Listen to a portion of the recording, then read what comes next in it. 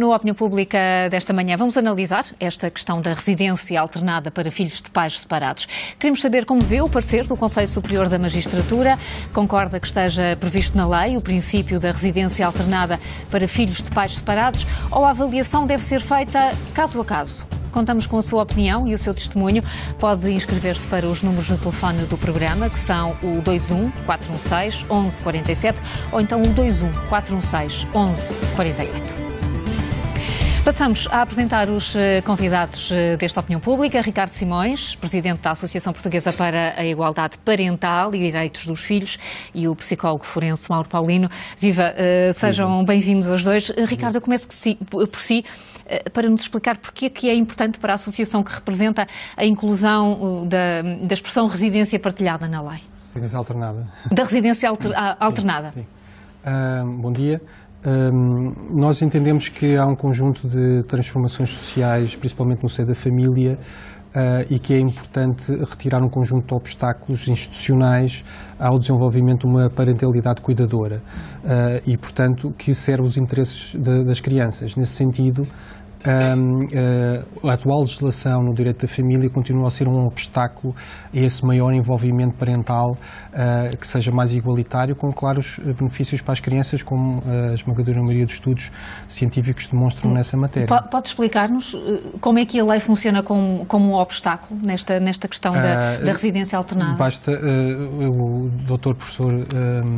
professor doutor Jorge Duarte Pinheiro, aliás já expressou isso num artigo e tem vários artigos publicados sobre isso, onde fala exatamente que a atual legislação empurra para a residência única, ou seja, tende a definir um progenitor residente e um progenitor que visita. Aliás, esse termo devia ser considerado ofensivo, não é? Um progenitor que visita. E, portanto, nessa medida, coloca ambos os progenitores em desigualdade. Sem falar que está a falar do conceito do próprio progenitor, nós, não sei se repararam, mas passamos a utilizar o conceito de pais e mães, portanto, pai e mãe, ou pai-pai, ou mãe-mãe. Portanto, ou seja, inclusive estamos a englobar os casais do mesmo sexo. E, portanto, a lei empurra para esta situação e, portanto, quando os progenitores vão ao tribunal, estão numa situação adversarial. Qual é que vai ser melhor, qual é que vai ser o escolhido para ficar mais tempo com a criança? E o que nós queremos é eliminar exatamente isso, esta imprevisibilidade, porque de facto é uma imprevisibilidade, a arbitrariedade das decisões judiciais e dar segurança jurídica antes sequer dos progenitores, pais e mães, irem para o tribunal. E para isso nós propusemos na Assembleia da República não só esta para ser discutido, mas fizemos logo uma proposta. E essa proposta tem que ficar claro que consiste tem três eixos fundamentais. Um não é só a presunção jurídica da residência alternada, portanto tem mais dois, que é os critérios normativos que vão sustentar a decisão judicial e, portanto, não existe. A única coisa existe, em 1906, falar do progenitor que mais facilitar os contactos, não passa disso. Nós queremos preencher o que é o melhor interesse para a criança e, portanto, ajudar na definição das decisões judiciais. Portanto, esse é o segundo eixo. E o terceiro é os planos parentais, ou seja, incluir no ordenamento jurídico o conceito de planos parentais, que é uma coisa que não tem tradição em Portugal, mas tem que passar a ter porque é fundamental, seja com residência alternada ou sem residência alternada, para os progenitores, os pais e as mães se centrarem nas crianças. E os planos parentais noutros países têm funcionado muito bem e, portanto... Pode explicar o que é que são os planos parentais?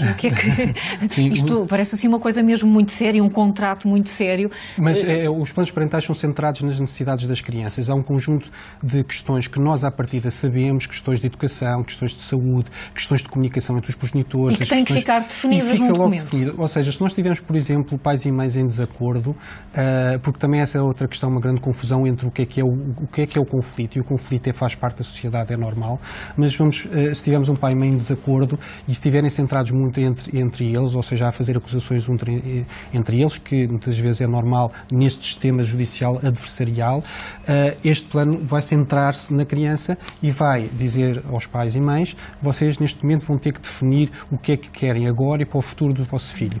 E isso permite centrar na criança e não neles. E, portanto, nós entendemos que os planos parentais, à semelhança de outros países, como os Estados Unidos e mesmo aqui aqui na Europa como na Suécia, tem tido resultados bastante positivos, já com estudos científicos a avaliar, achamos que é fundamental para baixar o conflito, centrar na criança e dar-lhe um rearranjo possível, porque o divórcio tem sempre consequências, isso é inevitável, mas que lhes permita, de facto, ter uma maior possibilidade de não viver em conflito e ter um melhor desenvolvimento. Portanto, passar até para a justiça como intermediário, tentando facilitar as questões do conflito, é isso? Não, neste caso concreto nós queremos, os estudos também demonstram que em outros países o que aconteceu com uma lei deste género, que os conflitos parentais diminuíram, os acordos extrajudiciais aumentaram e, portanto, o que vai para o tribunal é menor. Portanto, e isso é importante. É fundamental exatamente porque introduz previsibilidade e retira a arbitrariedade das decisões judiciais. Portanto, há uma maior segurança quando o pai e a mãe sabem que estão em pé de igualdade e têm ambos o mesmo tempo com as crianças, não vale a pena irem para o tribunal esgrimir argumentos, porque esse é o ponto de partida. Portanto, tem que haver factos que ponham em causa o desenvolvimento da criança para ser afastado este regime. Portanto, é inverter aqui o que acontece nos dias de hoje. Nos dias de hoje anda-se a apresentar provas umas atrás das outras para se ficar mais tempo com a criança. Ora, nós sabemos que o envolvimento parental, que tem a ver com o tempo igualitário das crianças, ou tendencialmente igualitário dos pais e mães com as crianças, é fundamental para o seu desenvolvimento. E a pergunta que nós temos que fazer como sociedade é se queremos manter este sistema como está, em que é um sistema adversarial, em que continuamos a ter conflitos parentais anos a seguir a anos, ou queremos, de facto, diminuir, fazer alguma coisa e diminuir os conflitos parentais e dar alguma paz a estas crianças. Mauro Paulino, quero ouvi-lo sobre estas propostas que estão aqui em cima da mesa, porque elas poderão vir a ser discutidas ou serão necessariamente discutidas na Assembleia da República. Esta questão da residência alternada garante o superior interesse das crianças? Dependendo do caso. Ou seja, nós temos que perceber e fazer uma avaliação caso a caso. Cada criança é uma criança, cada família tem as suas dinâmicas familiares e as suas características, e ainda que, em termos gerais, existam estudos que apontam a residência alternada como bons indicadores de adaptação psicológica, de bom funcionamento emocional da criança, não podemos querer fazer da residência alternada uma panaceia para todas as situações familiares. Poderão haver antecedentes familiares que justifiquem outro tipo de medidas. Por exemplo, existindo antecedentes reais, confirmados, devidamente despistados, de violência doméstica. E, portanto, não poderemos esquecer, passar uma esponja nesse histórico familiar, que a criança foi exposta nesse tipo de situação, e até acompanhando aquilo que o Ricardo Simões dizia, quer dizer, nós temos que perceber, do ponto de vista familiar, do ponto de vista da vinculação, ser um pai ou ser uma mãe é muito diferente do que ser um progenitor, porque progenitor é, à partida, do ponto de vista biológico, a pessoa que consegue gerar uma criança. Agora, ser pai, ser mãe, de priorizar os direitos daquela criança, priorizar aquilo que são as necessidades físicas e emocionais de uma criança e não entrar nesta luta de argumentos, é isso que os vai diferenciar enquanto pais e enquanto mães. E é isso que é feito atualmente? Pontualmente, até porque falávamos de obstáculos institucionais, que evidentemente há, e concordo nessa classificação, mas mais do que isso, existem obstáculos de mentalidades. Ou seja, a lei não impede que seja estipulada uma residência alternada nos dias de hoje. Até porque, eu conheço casos desses, em que o casal, ou os pais, já não são casal, decidem fazer essa divisão de uma forma natural. Exatamente. E a questão é se deve ou não estar na lei, ou como o parecer da Procuradoria-Geral da República diz, pode até ser imposto contra a vontade dos pais. Aquilo que as convenções internacionais nos dizem é que aquilo que deve estar como eixo central da decisão é o superior interesse da criança. E esse superior interesse da criança tem que ser avaliado caso a caso, em função das suas características familiares, partirmos do mesmo princípio que aquele pai e aquela mãe são igualmente competentes. Mas para isso temos que avaliá-los. A Justiça tem que criar mecanismos para avaliar de forma célere, para que as pessoas não fiquem anos à espera de uma decisão quando surgem falsas alegações de abuso sexual, ou de violência, ou de maus tratos, ou outras que sejam. Portanto, no centro, o superior interesse da criança, a partir do princípio que ambos são igualmente competentes e essa gestão tem que ser feita, e se nada obsta a essa gestão do tempo, então sim, uma residência alternada, se não há nada que venha a prejudicar isso, porque, como dizíamos há pouco, existem evidências científicas que demonstram que essa gestão do tempo igualitária, ou tendencialmente igualitária, pode ser útil, e muitas vezes as pessoas têm a ideia de que residência alternada significa uma gestão do tempo igualzinha para o pai e para a mãe, e não tem que ser necessariamente. Pode haver o importante é uma presença significativa de ambos os progenitores na vida daquela criança. E depois partimos do princípio que estas avaliações têm que integrar o sistema familiar da criança, não apenas avaliar uma mãe ou avaliar um pai e, com base no que cada um diz, infere-se características de competência de parental ou de personalidade de uma das outras partes. E então há aqui, mais do que mudar a lei, nós temos que mudar mentalidades para que as pessoas possam dar novas soluções, respeitando o superior interesse da criança, até porque, como disse, nada impede que a residência alternada faça parte hoje das decisões dos tribunais. Hoje em dia ela pode acontecer. Exatamente. Nós temos muitos telefonemas, eu sei que... Eu gostava só de responder. Claro que sim. Pode então, claro que sim, Ricardo. Bem, esta questão de que nós temos que esperar pelas mentalidades, então também temos que esperar, não fazemos legislação relativamente à discriminação que há sobre as mulheres e ficamos todos à espera que haja igualdade. Portanto, esse argumento não serve, porque de facto as políticas públicas servem para incentivar, neste caso estamos a falar da igualdade, e a igualdade parental é um pilar fundamental da igualdade de género e, portanto, de facto nós temos que criar legislação no sentido de acelerar um processo que já está a acontecer. É uma realidade social em Portugal.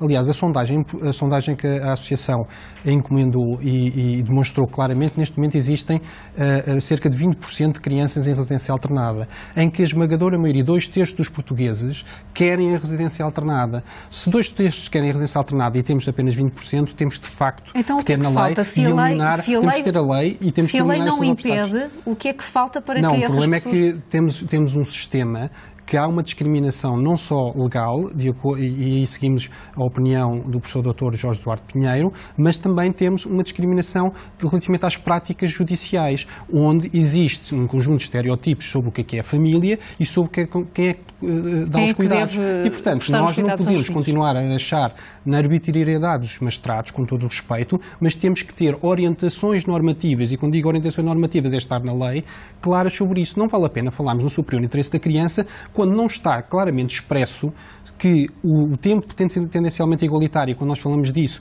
na nossa proposta está entre 35% a 50% do tempo, ou seja, entre 10 a 15 dias.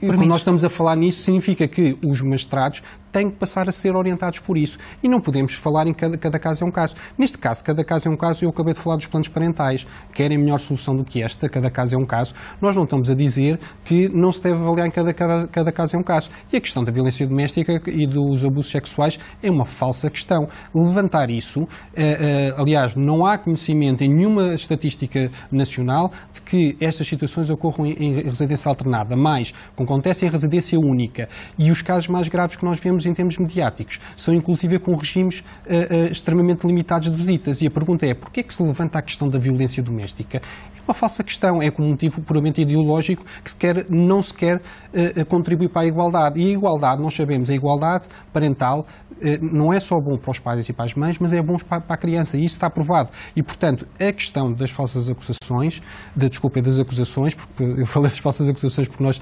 infelizmente, temos dos muitas. Riscos de violência, ou seja, não há risco maior, antes pelo contrário, os estudos, inclusive, também demonstram que a residência alternada diminui os conflitos, tende a ter os conflitos diminuem mais rapidamente e, portanto, é fundamental termos esta noção de que não há perigo adicional, porque o perigo já existe hoje. Portanto, a residência alternada não vai alterar isso. É mais um modelo, e aliás deve ser um modelo preferencial, por todas estas razões, porque a esmagadora maioria dos pais e mães não estão nessas situações. Portanto, por isso, é isso que tem que ser dito. Ou seja, nós não podemos condicionar a exceção, não podemos condicionar a maioria dada a exceção. Portanto, há exceções, têm que ser combatidas, é uma questão criminal e nós, como é óbvio, estamos atentos a isso, mas não é a residência alternada que vai aumentar de todo as situações de violência doméstica. Vamos ouvir, convido-vos a ouvir os nossos espectadores. O Paulo Lopes é engenheiro, está a falar do carregado, vai dar a sua opinião sobre este assunto que estamos aqui a discutir, a residência alternada. Bom dia. Olá, bom dia. Relativamente à residência alternada, eu sou completamente de acordo, não como uma panaceia, como o psicólogo Mário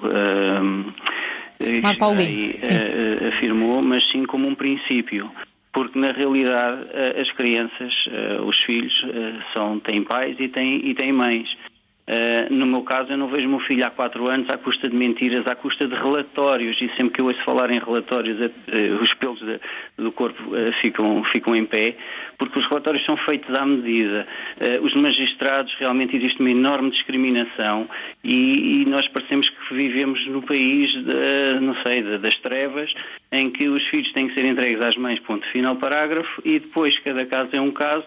É realmente um motivo para arranjar desculpas para não fazer as coisas como deve ser. Porque os filhos têm direito a ter mães e têm direito a ter pais.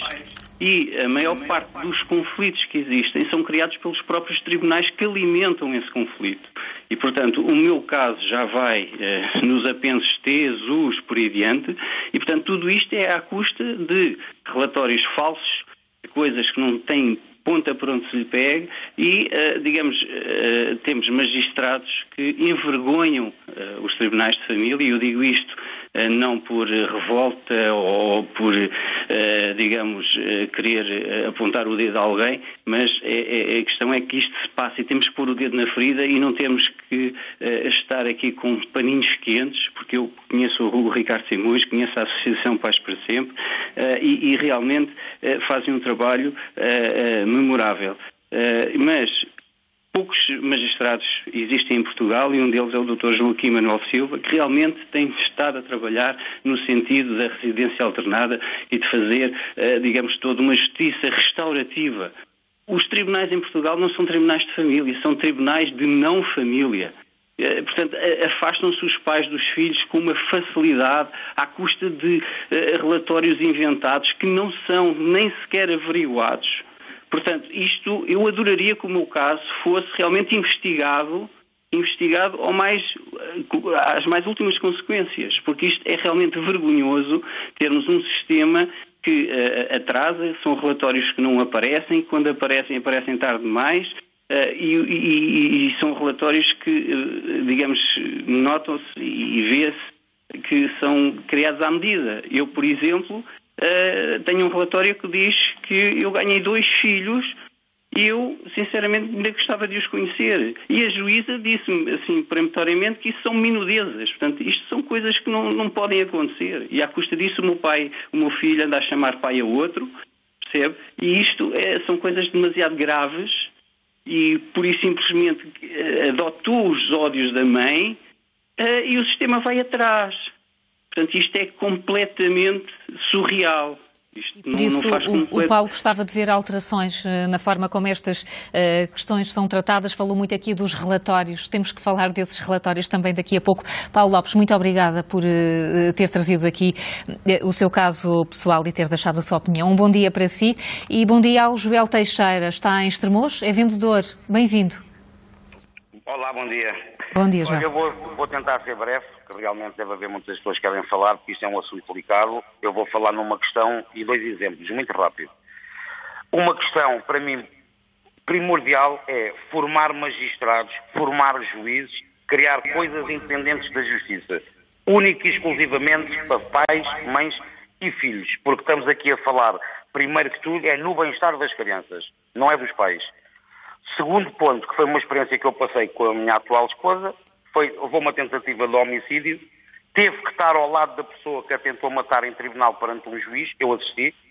Essa pessoa tratou-a mal de tudo, verbalmente tudo, ninguém fez nada, o juiz não fez nada, ou seja, não há competências unipessoais, é tudo na generalidade. Ele fala, ela fala, tiramos os filhos aos pais e pronto. E outra situação, eu estou no lugar de criar 2 filhos que não são do meu sangue, eu lido igual, tenho 2 filhos meus e 2 da minha atual esposa, e o que se nota, eu passei o processo todo com ela, e o processo é simples. Enquanto ela teve um advogado do Estado, ao fim de 1 ano e meio queriam tirar os filhos. Eu meti um advogado que paguei 7.000 euros para tratar do caso. Num mês e meio ficou tudo resolvido. Está à espera de indenização há 3 anos, ninguém la paga. o dito cujo tinha que ir para cursos da reinserção social de violência doméstica, do álcool, não frequentou nada, não foi detido, não acontece nada. Eu acho pessoalmente que deviam criar órgãos especiais, formação adequada, desde o polícia que recebe a queixa, ao magistrado do Ministério Público, ao juiz, porque realmente eu até compreendo, há vários processos, há várias gente, isto é muito complicado, mas conforme criam especialidades para a economia, para crimes de fraude, deviam criar uma especialidade para filhos, não é a falar dos pais, porque para mim a coisa primordial é o bem-estar das crianças. E neste caso, que eu passei pessoalmente, é uma falta de bom senso dos juízes, porque realmente se calhar também não tem formação adequada para tal. Queixas, pronto, é um bocado revoltante, tantos impostos que se paga, tantas coisas que têm que se cumprir, e depois, no bem-estar das crianças, olha, vou dar, só para resumir, estas duas crianças tiveram que ir falar com a juíza perante o presumível homicida. É uma coisa que não se compreende. Há tanta tecnologia, videochamadas, tanta coisa que pode ser feita, e olha, é assim. Bom dia e obrigado. Muito bom dia. Obrigada a nós, Joel Teixeira. Vou cumprimentar a Maria Veiga. Vemos em Lisboa, está reformada. Maria, bom dia. Muito bom dia. Eu venho apenas dar uma chega, porque acho que realmente a execução ou a efetivação dos planos parentais seria o ideal, porque adicionava o facto de cada caso ser estudado caso a caso, e poder estar legislada superiormente a possibilidade de residência partilhada. Sou contra a obrigatoriedade, porque isso pode levar depois setorizações, as pessoas tentarem sempre, porque o ser humano, por muito bom que seja, é sempre falível e há sempre alturas em que as coisas não estão bem e, portanto, isso pode se refletir nos filhos. Eu penso que se conseguíssemos avançar com a história dos planos parentais, a criança deixava de funcionar como bola de ping-pong, porque, infelizmente, é o que se verifica na maior parte dos casos separados e é horrível. Maria. E ficou claro, olhando aqui em concreto para esta ideia dos planos parentais. Maria Veiga, muito obrigada, bom dia. Foram 3 opiniões, há ideias aqui que são comuns.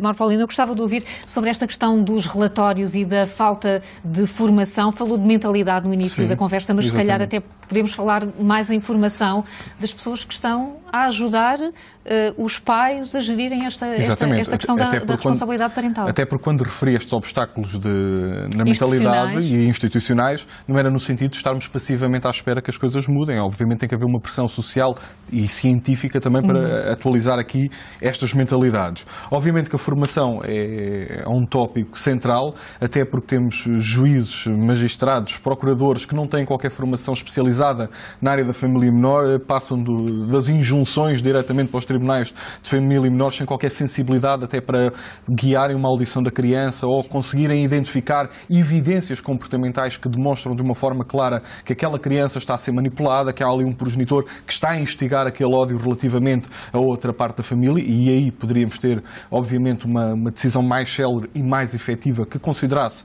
as particularidades daquele caso concreto. Também, obviamente, para respeitar esse superior interesse da criança, e obviamente que os relatórios aqui merecem também ser referenciados.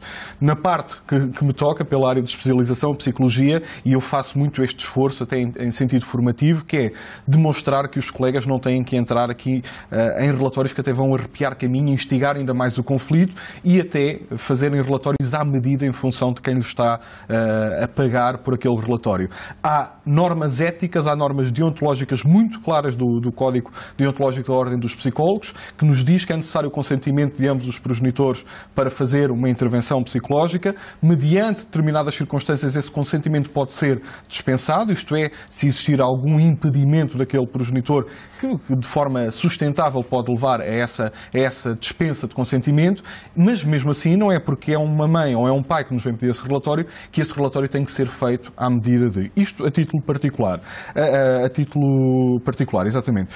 Em termos dos relatórios que muitas vezes o Tribunal solicita, estamos a falar de relatórios que são solicitados solicitados ao Instituto Nacional de Medicina Legal e Ciências Forenses, que, devido ao número de casos, ao número de pedidos e às limitações de recursos humanos, obviamente que a resposta não consegue ser tão célere, nem consegue respeitar aquilo que seria o superior interesse da criança. Estamos a falar de avaliações que se querem exigentes, muitas vezes a pressa aqui acaba por potenciar erros que leva depois ainda a um atraso e uma limitação de todos os processos. E depois uma outra realidade, porque aqui a psicologia anda muitas vezes de mão dada com o direito e que tem que ser sublinhada, é a falta de especialização também de advogados que muitas vezes pegam nesta matéria sem conhecer todos os trâmites que estão associados ao direito de família e das crianças e adiam inevitavelmente os processos, por vezes até com motivações financeiras para fazer as coisas durarem mais tempo, mas nota-se claramente, quando há um advogado especializado nestas matérias que se empenha no caso, consegue fazer com que as coisas funcionem de uma forma diferente. Nós estamos a falar de um problema complexo que exige aqui mudanças sérias e que temos que meter o dedo na ferida, como dizia aquele telefonema, e evidentemente que este pode ser um princípio para motivarmos mudanças que têm que ser feitas. Há mudanças que têm de ser feitas e Ricardo Simões, percebe-se até à luz das intervenções que ouvimos aqui que os obstáculos legais são muitos e que os pais, quando entram neste processo, se sentem muito pouco ouvidos e representados, quaisquer que eles sejam. Mas isto vai exatamente de encontro às questões das orientações normativas. Mas deixa-me esclarecer aqui uma coisa que eu acho que é fundamental, porque passa muito a ideia de que a reposição jurídica é uma imposição. Ora, o que nós estamos a dizer é que a reposição jurídica, ou se quisermos uma outra versão, que é o regime-regra, que é o que nós temos hoje no exercício comum das responsabilidades parentais, é um regime-regra, é um ponto de partida. E, portanto, não é uma imposição, porque se vamos chamar a residência alternada uma imposição, também temos que chamar o exercício comum das responsabilidades parentais uma imposição. E ninguém, quer dizer, em 2008 houve uma associação que só pôs e disse que era uma imposição e não gostava disso, mas era uma, todas as outras mas vê a residência alternada como um ponto de partida. É um ponto de partida, ou seja, nós temos, e esta é que é a questão fundamental, e eu acho que tem que chamar a atenção para isto, nós não podemos, só tem que chamar a atenção porque se relaciona com os relatórios. Nós não podemos, e neste caso é o Estado, na medida em que os progenitores se separam e têm um conflito, pôr em causa a idoneidade dos cidadãos.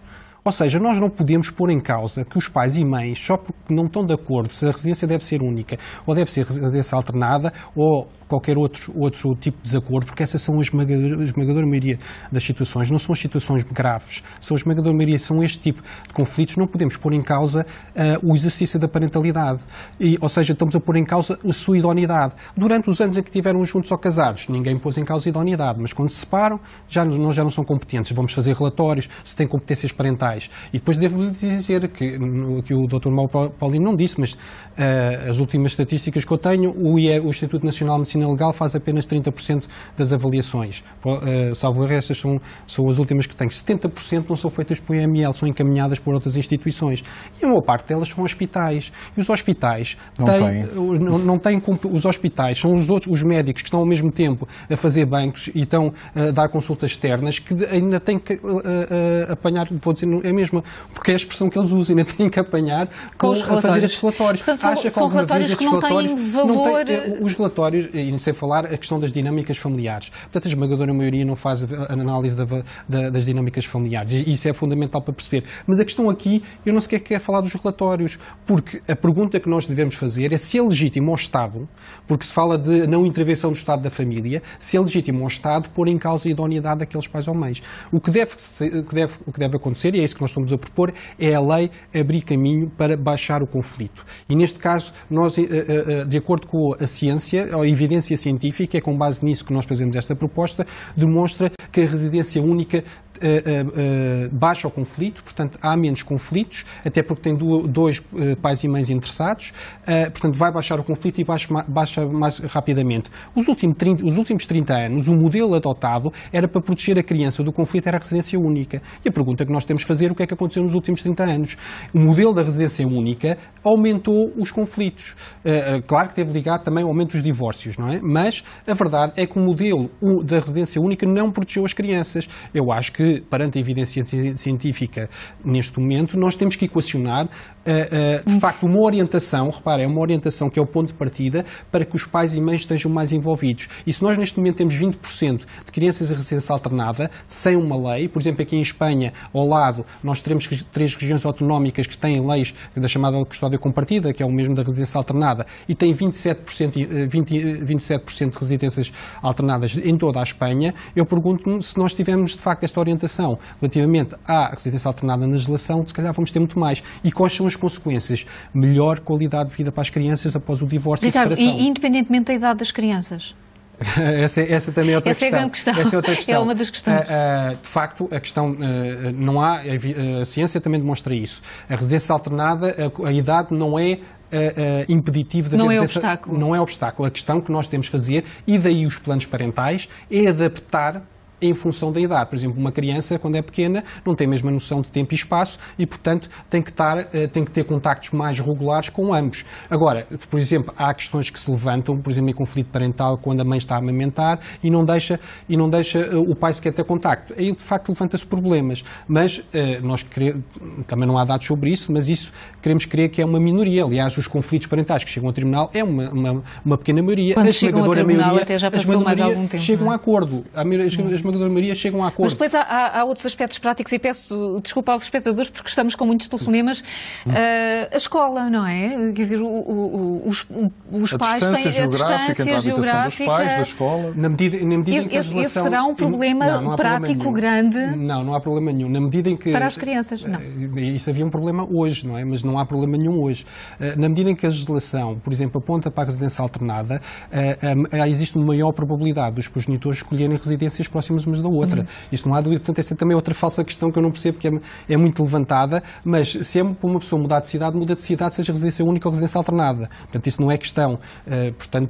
Antes, pelo contrário, se tivermos uma orientação clara relativamente a uma preferência da residência alternada, as pessoas vão, à partida, escolher residências próximas. E, portanto, a questão da escola, e como sabe, a escolha da escola é não só a questão da residência, mas também o domicílio profissional. Portanto, aliás, há várias situações que vivem a 30 km ou 40 km e a escola é onde eles trabalham, porque ambos trabalham perto. Claro. Portanto, não se esqueçam desse pormenor. É só porque passamos a ter um triângulo, não é? Fica só mais difícil, ou pode ficar mais difícil. Residência alternada ou residência única. E já agora deixa-lhe dizer uma coisa.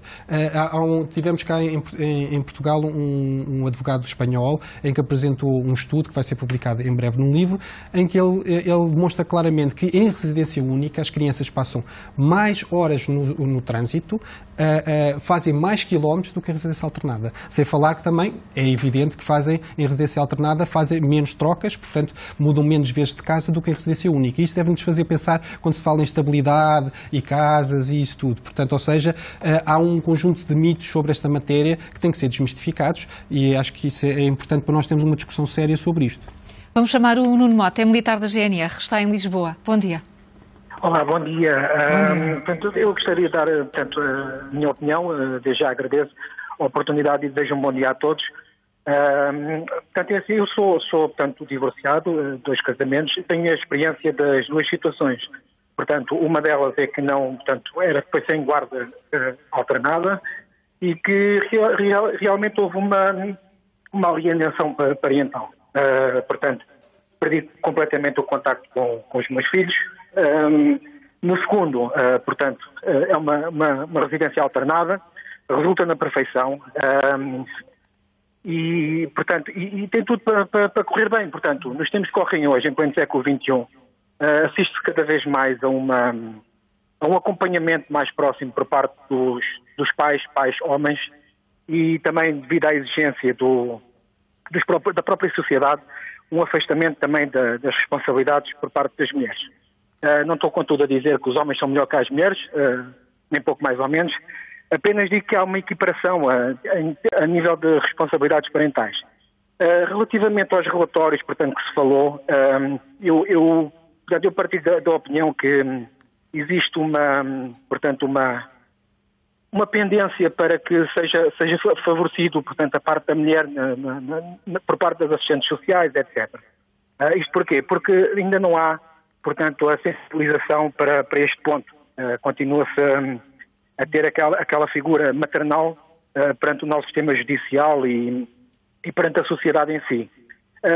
No entanto, acho que, portanto, o regime regra da residência alternada, portanto, parece-me bem, a partir do momento que existe realmente vontade de ambos os pais que assim funcione. Isto é, a partir do momento que há uma separação, portanto, há a separação efetiva do casal, em que um vai residir para uma outra parte.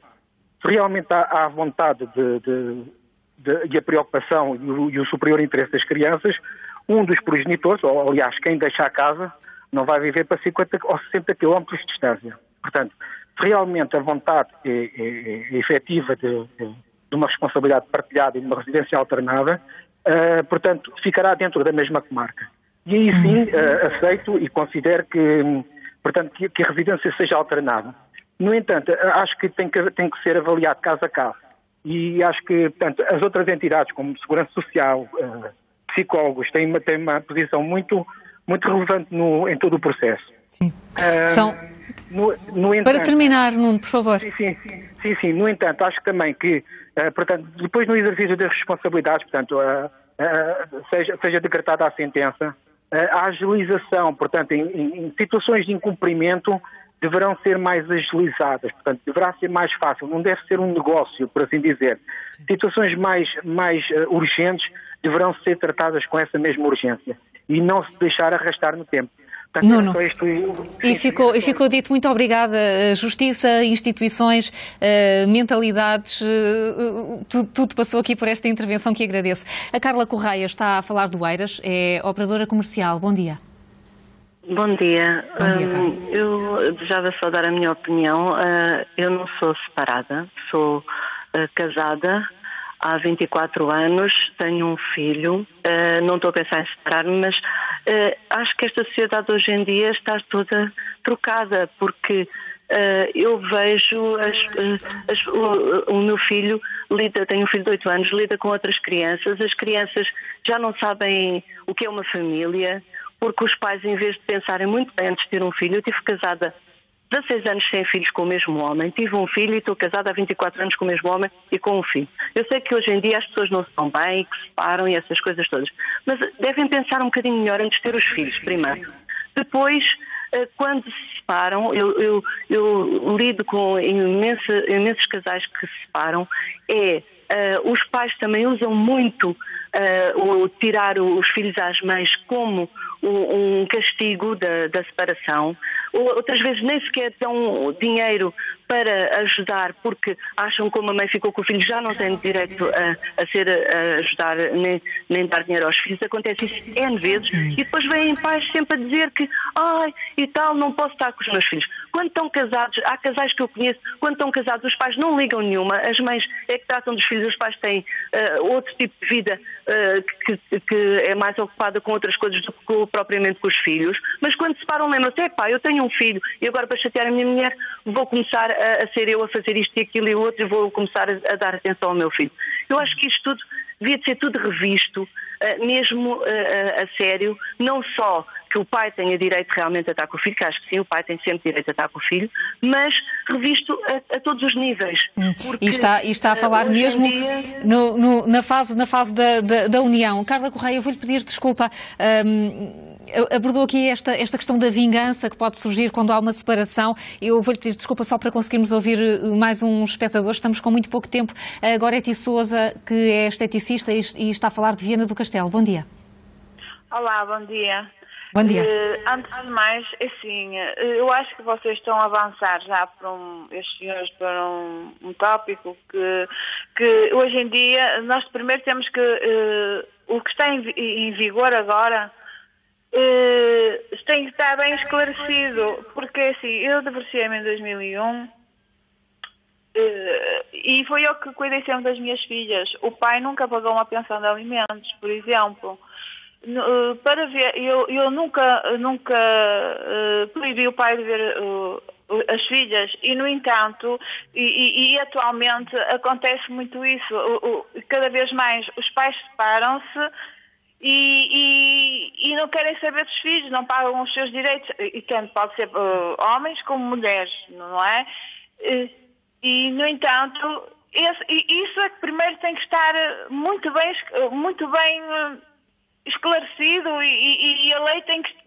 E resolvido sobre isso. E resolvido, não é? Para depois avançar para outro patamar. E nós já queremos ir para outros campos e já queremos copiar o que existe lá fora e que eu não estou contra. Eu nunca proibi o pai de ver as filhas, nunca impus horários e, no entanto, ele nunca mostrou muita vontade disso e em alguns fins de semana que ficou com elas passaram privações com ele e só muito depois é que eu soube que isso passava. Portanto, Goretti, obrigado. Vou pegar no seu exemplo, vou interrompê-la porque temos 3 minutos e peço atenção também aos nossos convidados por tão pouco tempo. Ricardo Simões, está-se a querer dar um passo maior no desenvolvimento da nossa sociedade quando estas situações não são garantidas, de pais ou mães que após uma separação não veem os filhos e nem contribuem para a educação e para o sustento deles? Vou responder rapidamente, temos pouco tempo. Pois é, temos tão pouco tempo, peço desculpa. Quando maior envolvimento parental, maior o cumprimento das responsabilidades por ambos os progenitores. Os estudos demonstram isso, quer em Portugal, quer fora de Portugal. Acho que isso é compreensível. Se eu, como pai ou mãe, estiver envolvido no cotidiano do meu filho ou filha, eu vou assumir mais as minhas responsabilidades. Portanto, isso a lei aponta nesse caminho, significa que nós queremos mais pais e mães envolvidos. Mas sabemos que há pais que não se interessam após uma separação, pais ou mães. Agora pais ou mães que também não se interessam. A questão não é só sim, pais. Sim. Daí a avaliação caso a caso. Não, mas a questão da avaliação de caso a caso são situações extremas. Aliás, o que nós achamos é que neste momento acha-se normal que um pai, principalmente um pai, não queira saber de um filho. Isto para mim é um valor civilizacional que está ao contrário.